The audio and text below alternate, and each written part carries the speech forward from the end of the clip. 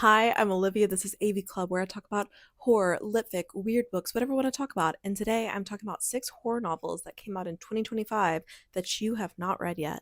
So, in judging what makes an underrated horror novel, I took to Goodreads to see how many ratings books that I enjoyed this year had. And for almost all of these, they were under 100 ratings, which I feel like is pretty fair to say you probably haven't read them yet. And that was at the time of outlining this. I'll include a screenshot of how many ratings they have now. So the first book is a book that I did a whole review for on submission by Michael J. Seidlinger. I did say this was maybe my most disturbing read of 2025. And that is because it follows a guy who is a failed author. It's alternating between both a publishing agent and a guy who is seeking to be represented by him, because this agent is someone who's representing a almost like Stephen King like figure, and you are switching between this third person following the agent and then the POV shots of this killer who's now on a rampage and trying to take down all of the authors that this agent represents as a way to kind of get back at him, but also freeing himself open to take on a new author. This was just so much fun. Like, I loved both of the perspectives. They were pretty short chapters, so it moved really quickly. I think that a lot of people would enjoy this. It was so fun, very gory, very disturbing because of the way that it was all like POV written horror scenes. This author's previous work, Anybody Home, was a huge hit. I feel like this one deserves to be as well. It's fun. Check it out. Vampirocene by Merritt was at 15 ratings when I outlined this, which is a crime. This book is so good. And I feel like I need to keep pushing this because you're probably not going to come across this book unless you're also in video game like spheres, because it was actually published on Itch, which is primarily a platform for selling indie video games in a way that really gives creators more of the money of those sales. But all kinds of things are sold on there. You can sell like tabletop role playing game rules, but also novels and poetry and all other kinds of writing. And to my understanding, that's the only place that you can actually purchase Vampirocene, but it's really easy. Once you do it, you just have to download Itch and then it gives you an EPUB. You just put it on your Kindle e-reader, you can read it on your desktop, whatever you want to do. But it's really worth taking those extra steps to learn how to use something new. And I think that if you want to support indie authors, Itch is a great platform to do it with. But Vampirocene follows these leftist podcasters in New York. They have kind of like a Chapo Trap House style podcast, very popular. When one day a pop star is booked on it, they're a little bit skeptical of why they're booking this pop star on it, but maybe she has some ideas about climate change. And anyway, this pop star comes out as a vampire on the podcast.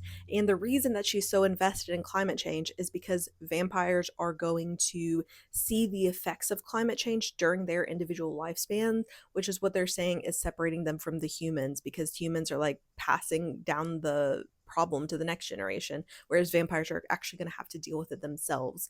And so it is like this awesome vampire story, this very unique vampire story set in New York. I love a New York horror story, and it is a quick little novella, but it deals with a lot of big questions. It is more contemplative, political of a horror novel, thinking about what do these vampires have the right to do because they are actually taking action on something that you also believe in. Are you actually going to follow their mandate as a species, as a class of being? Kind of some of the same questions that are going on in Pluribus right now. So if you're interested in Pluribus, you might be interested in Vampirocene. Chasers by Maria Darling and Eve Harms had only 45 ratings when I outlined this. Again, such a fun horror novella. I feel like a good amount of people read Transmuted by Eve Harms, and this one was the same wild premise taken to its limits. I found it so engaging, so fun, but also dealing with very timely political issues, human issues, in that it deals with chasers, people who fetishize trans women, and the tenuous economic state that trans women are often put in because of how that they have been marginalized in society. I also saw that this book is going out of print for a time because of the publisher, so definitely get your hands on this while you can. But the premise is that this trans woman moves into this weird apartment complex. It just feels very weird everywhere. They find out that there is a camera pointed into their apartment, and they can also see into the apartment next door, and there's weird webcam shows going on, weird body horror, fantastical, horrible, awesome things. Need I say more? It's wild. And I wasn't so sure how a dual authored work was going to work out, but it was very seamless. I felt like it was so much fun. It did not feel like two people were writing it. It felt very unified in its execution. Okay, stick with me because this one does have over 1,000 ratings, but I still feel like it's underrated because it hasn't found its right audience yet. And that is The October Film Haunt by Michael Wehunt. If you watch my best books of the year, I did say it was my best traditional horror book of the year, but I just have to represent this one again because it is not finding the right people. It is definitely not like a fun, flashy genre read. It's more literary, slow, spiritual, psychological. It's definitely for the lover of Twin Peaks. I did a whole review of this one, so check it out. I've talked about it a lot now, but if you love Twin Peaks, found footage, cursed technology, Blair Witch Project, slow, mundane things that just sink into you, check this one out. The Cold House by A.G. Slatter had just over 300 ratings when I outlined this, and it was a very weird little novella. It follows a woman whose husband and daughter suddenly die in a car accident.